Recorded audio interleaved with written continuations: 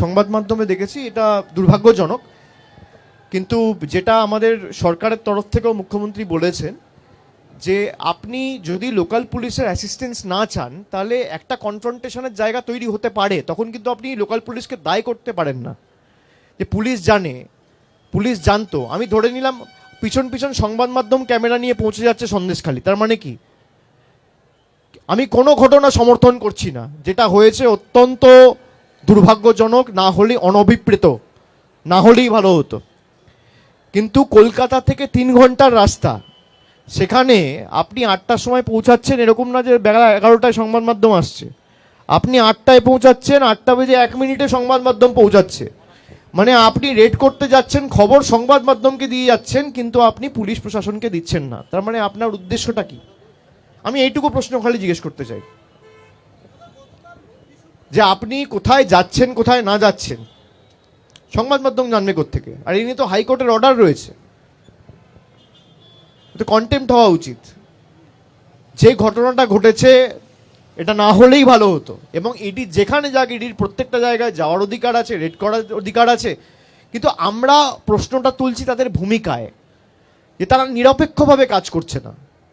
যাদের বিরুদ্ধে অভিযোগ আছে, যাদেরকে টিভির পর্দায় নির্লজ্জের মতো কাগজে মুড়িয়ে টাকা নিতে দেখা গেছে, তাদেরকে ইডি ডাকবে না।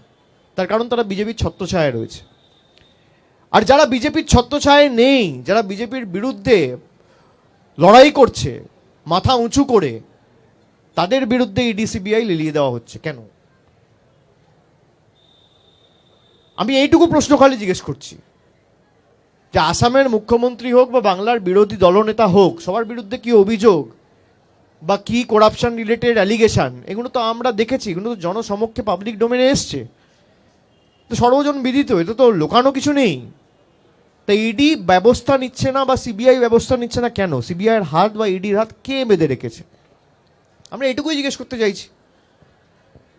আমি কাউকে ডিফেন্ড করছি না।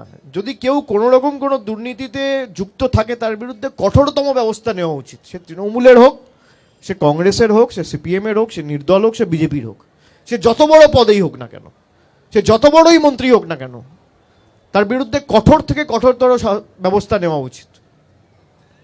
কিন্তু যারা বিজেপিতে থাকবে তার 7 খুন মাফ, কিচ্ছু হবে না।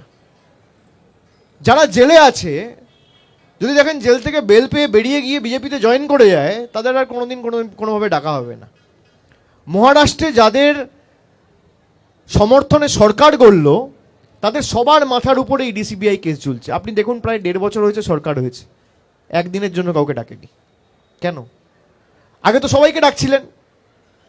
তারপর যেই বিজেপিতে চলে গেল এবং শিবসেনার নতুন ফ্যাকশন মিলে বিজেপির হাত ধরে এনডিএ গভর্নমেন্ট হলো, তারপরের দিন থেকে ইডি সিবিআই নিষ্ক্রিয়।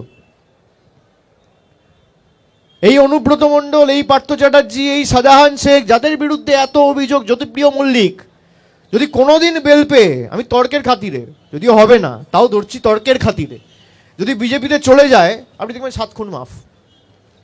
আপনি একটা মার্ডার করুন রাস্তায়, মার্ডার করে আপনি কালকে বিজেপির পতাকা ধরুন, কোনো বিচার ব্যবস্থা আপনার বিরুদ্ধে কোনো সাজা ঘোষণা করবে না। দুর্ভাগ্যজনক।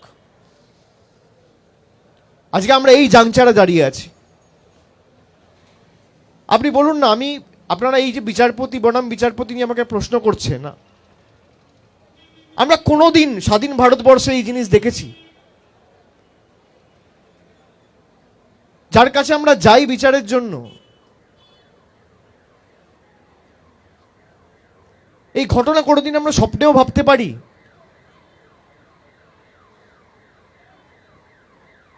কোনোদিন হয়?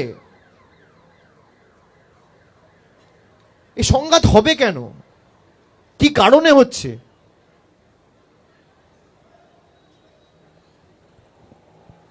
এ তো বিজেপি তৈরি করেছে, আর কিছু লোক বিজেপিকে মদত করছে বলে আজকে আমাদের দেশের এই দুরবস্থা। আজকে আমি যদি কোনো রকম কোনো কুকর্ম করে থাকি এবং আমি যদি বিজেপিতে চলে যাই, আমার 7 খুন মাফ। আর আমি যদি তৃণমূলে থাকি, আমি যদি কংগ্রেসে থাকি, আমি যদি ডিএমকেতে থাকি, আমি যদি আপে থাকি, আমি যদি সমাজবাদী পার্টিতে থাকি,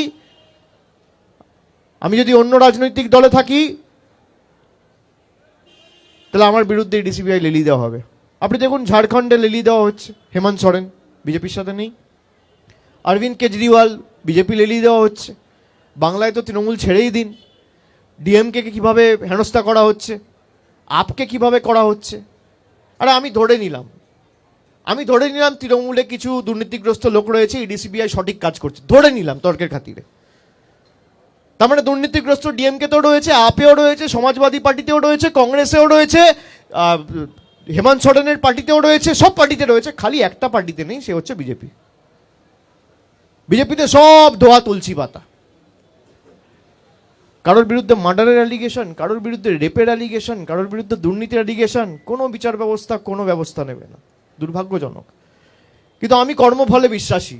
আমি বিশ্বাস করি আপনি যদি পাপ করে থাকেন, আজ নয় কাল আপনাকে ফল এখানেই ভুগে যেতে হবে, ভোগ করে যেতে হবে। পাপের সাজা এখানেই হবে, আজ নয় কাল।